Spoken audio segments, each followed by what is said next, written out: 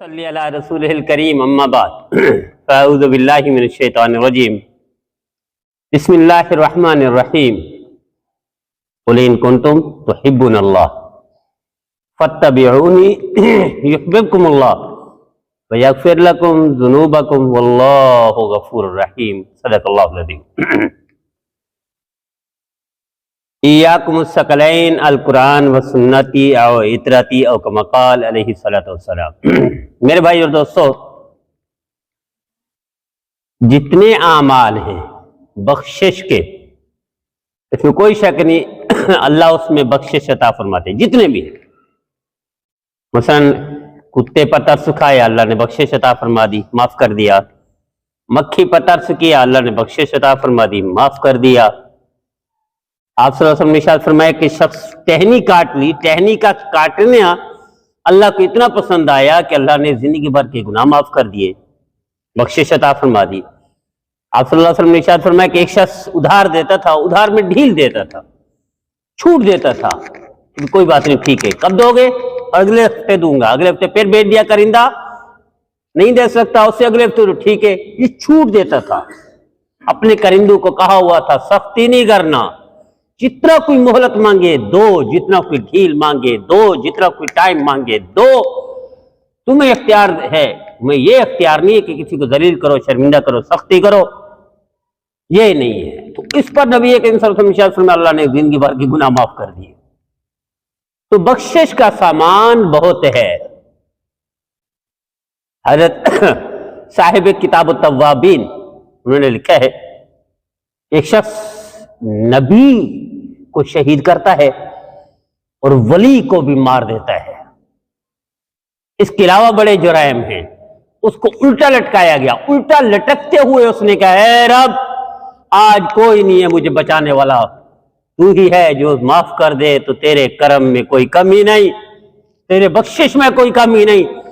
تو یہ صاحب کتاب التوابین نے لکھا ہے، وہ جو الٹا لٹکا ہوا تھا، اللہ نے اپنی قدرت سے الٹے لٹکائے ہوئے کو چھڑوایا اور اس کو معاف بھی کر دیا۔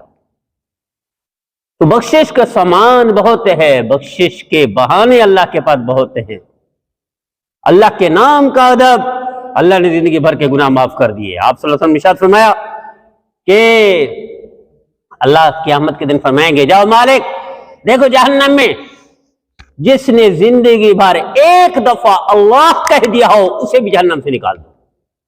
تو بخشش کا سامان بہت ہے، لیکن سب سے یقینی وہ گارنٹی کی بخشش وہ ہے نبی کریم صلی اللہ علیہ وسلم کے ساتھ نسبت۔ میں نے پہلے بھی شاید عرض کیا تھا کہ اگر ہم طے کر لیں کہ نبی کریم صلی اللہ علیہ وسلم کے ساتھ کوئی ایک نسبت ایسی مضبوط پکی کر لیں جس کی گواہی فرشتے بھی دیں اور ہمارے ارد گرد رہنے والے لوگ بھی دینے لگ جائیں کہ ہاں یہ نسبت میں پکا ہے، اس رشتے میں پکا ہے۔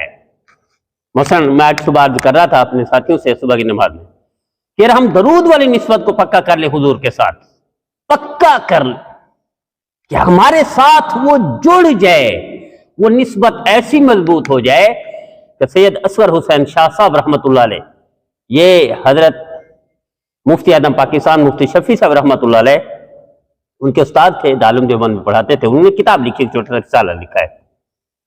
فرمایا 9ویں یا 10ویں ہجری نہیں، آپ صلی اللہ علیہ وسلم کے تشریف لے جانے کے یعنی تابعین کے دور کے بعد ایک محدث فوت ہو گیا، اس کو کسی نے خواب میں دیکھا، انہوں نے اپنی کتاب میں واقعہ لکھا ہے، یہ کوئی حدیث نہیں ہے، نہ کوئی قرآن ہے، نہ کوئی تفسیر کا واقعہ ہے، واقعہ 3 صدی ہجری کے بعد کا ہے، یعنی تابعین کے دور کے بعد کا ہے۔ تو مرنے کے بعد محدث کو خواب میں دیکھا، کیا ہوا؟ معاف اللہ بے کیا، تو اللہ نے معاف کر دیا۔ کیا معافی ملی؟ عمل کون سا پسند آ گیا اللہ کو؟ اللہ نے کہا میرے بندے، تیری غلطیاں، کوتاہیاں، نافرمانیاں، گناہ تو بہت ہیں، لیکن میں تیرے ایک عمل قبول کرتا ہوں، میں نے تیری زندگی بھر کے گناہ معاف کر دیے۔ کون سا عمل؟ کہ اللہ نے فرمایا میرے بندے، تیرے اس انگوٹھے اور اس شہادت کی انگلی کی وجہ سے تیرے گناہ معاف کرتا ہوں۔ کیوں؟ کہنے گے کہ اللہ نے، فرشتے نے کہا کہ اللہ فرما رہے ہیں تو جو حدیث لکھتا تھا، لکھواتا تھا، حدیث پڑھتا تھا، اور جب میرے حبیب کا نام آتا تھا تو اسے اسی انگلی، اسی انگوٹھے سے قلم پکڑتے ہوئے تو میرے نبی پر درود لکھتا تھا، میں نے تیری زندگی بھر کے گناہ معاف کر۔ ایسی نسبت پکی ہوئی کہ امام شافعی رحمت اللہ علیہ مجدد دوسری صدی کے مجدد، پہلی صدی کے مجدد، ہر 100 سال کے بعد نبی کریم صلی اللہ علیہ وسلم ایک مجدد آئے گا، دین میں اپ اینڈ ڈاؤن کو ختم کرے گا، دین میں سنتوں کو رواج دے گا، دین میں گڑبڑ کو ختم کرے گا اور خالص دین کی بنیاد رکھے گا۔ ہر صدی میں ایک ہوگا، اس میں پہلے حضرت عمر بن عبدالعزیز رحمت اللہ علیہ ہیں، سب سے پہلے ہر دن سنتوں کو زندہ کرتے تھے جو نبی کریم صلی اللہ علیہ وسلم کی سنتیں مٹ چکی تھی، حالانکہ 100 سال ہوا تھا اس وقت، آپ صلی اللہ علیہ وسلم کا تشریف لے جاتے ہوئے 1 سال ہوا، 100 سال کے بعد سنتیں جو مٹ چکی تھی امت سے انہوں نے زندہ کر دیا، اور 2.5 سال کے عرصے میں اللہ نے وہ پیغام دیا، جب وہ فوت ہوئے ہیں تو آسمان سے پرچی اتری ہے کہ میں نے ان کی زندگی بھر کے گناہ معاف کر دی، بخشش، ان کو بخشش کا پروانہ عطا فرما دیا، یہ جنازے پر پرچی اتری، اور ان کو پہلا مجدد لکھا ہے اکابر نے، پوری امت کا اتفاق کہ سب سے پہلے مجدد کون ہے؟ حضرت عمر بن عبدالعزیز رحمت اللہ علیہ۔ تو دوسرے مجدد کون ہے؟ امام شافعی رحمت اللہ علیہ۔ شادی نہیں کی، حضور کے ساتھ اتنا عشق تھا، حدیث کے ساتھ سنتوں کو رواج دینے کا اتنا دیوانہ پن تھا کہ شادی کو چھوڑ دے، شادی نہیں کی امام شافعی رحمت اللہ علیہ۔ تو دوسرے سے مرنے کے بعد کسی نے خواب میں دیکھا، ما فعل اللہ بکا، امام شافعی رحمت اللہ علیہ، کیا کیا اللہ نے؟ اللہ نے معاف کر دیا۔ کون سی نیکی کو قبول کیا؟ کہنے کہ نیکی کوئی قبول نہیں، اللہ نے کہا میرے بندے تو میرے حبیب پر یہ درود پڑھتا تھا، میں نے تیری زندگی بھر کے گناہ معاف کر دیے۔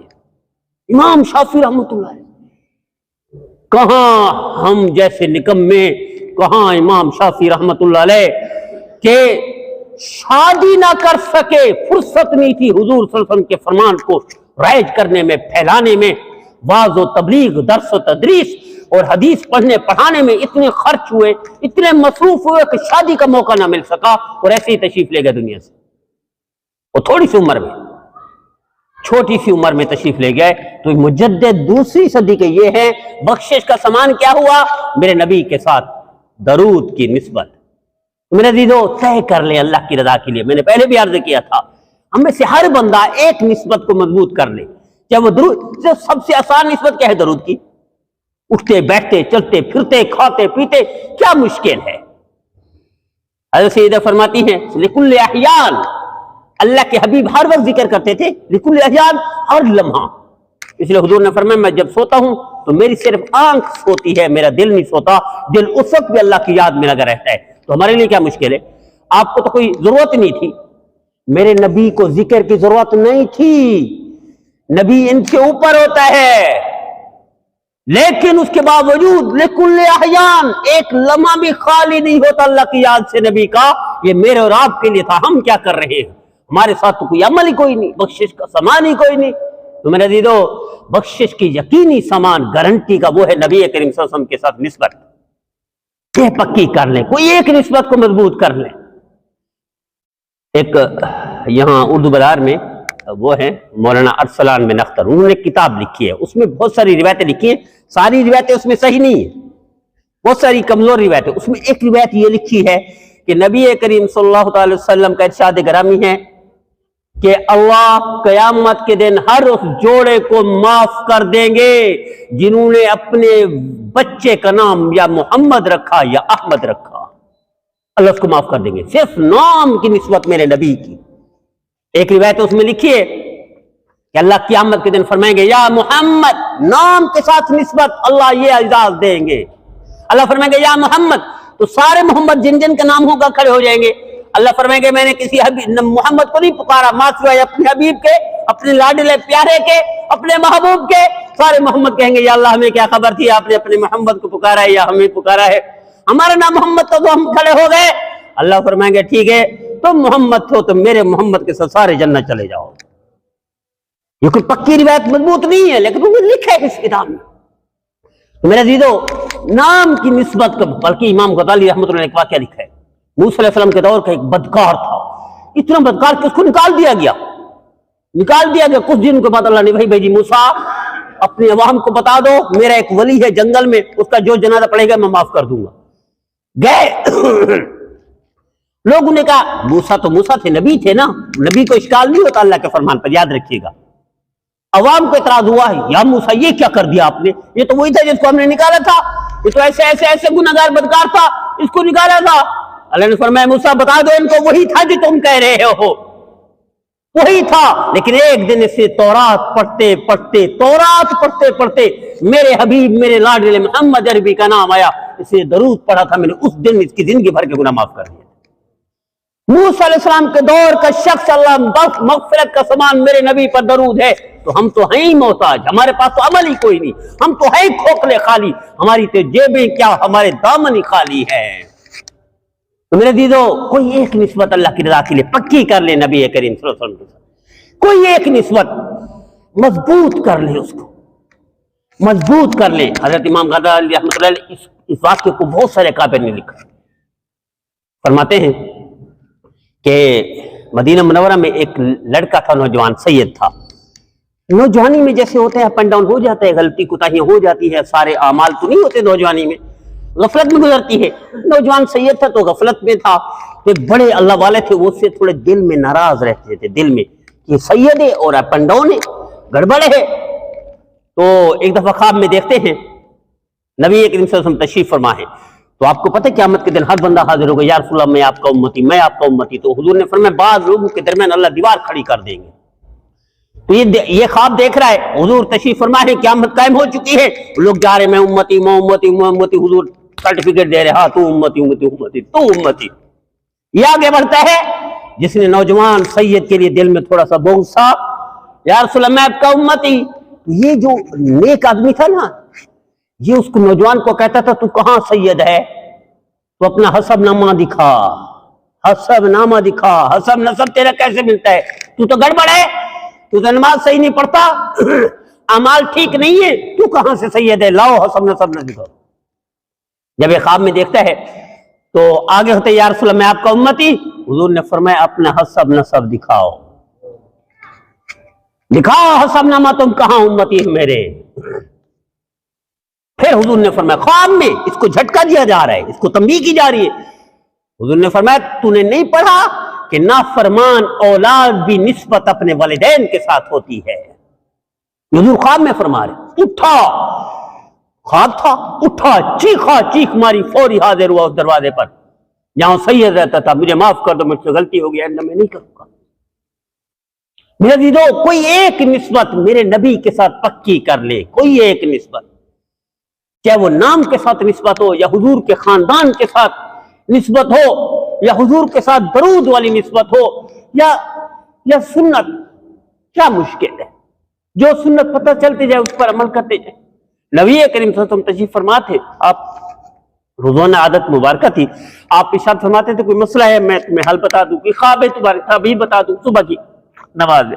ایک دفعہ آپ نے ارشاد فرمایا کہ رات میں نے جنت دیکھی ہے، ادھر میرے جبرائیل تھا، ادھر میکائیل تھا، اور میں جب جنت میں پہنچا تو چلنے کی قدم کی آہٹ آئی، میں نے پوچھا جبرائیل یہ کون ہے، یا رسول اللہ جنت میں تو کوئی نہیں آ سکتا، اجازت کوئی نہیں، آپ کے بغیر داخلہ کوئی نہیں، کوئی بھی نہیں آ سکتا۔ آپ نے ارشاد فرمایا پھر قدموں کی آہٹ میں سن رہا ہوں، چلنے کی قدموں کی آہٹ آتی ہے نا، یہ سن رہا ہوں۔ اس کو امام بخاری رحمۃ اللہ نے لکھا ہے، تمام محدثین نے اس واقعے کو لکھا ہے، مستند روایت۔ حضرت جبرائیل کہ یا رسول اللہ یہ کوئی نہیں، آپ نے فرمایا قدموں کی آہٹ کہاں سے ہے، یا رسول اللہ یہ آپ کا غلام ہے بلال ہے، مکہ مکرمہ کی گلی میں چل رہا ہے، اس کی قدموں کی آہٹ آپ جنت میں سن رہے ہیں۔ آپ نے ارشاد فرمایا بلال کھڑے ہو جاؤ، تم کیا کرتے ہو، یا رسول اللہ وہ کوئی عمل نہیں معاف ہوا ہے اس کے کہ جب سے آپ نے فرمایا تھا باوضو آ کر ہر وضو کے بعد 2 رکعت نفل پڑھ لیا کر، یا رسول اللہ اس ایک آپ کی سنت پر مستقل عمل کرتا ہوں۔ حضور نے فرمایا ہاں اسی ایک سنت کی برکت سے میں نے تیرے قدموں کی ہار جنت میں سنی ہے۔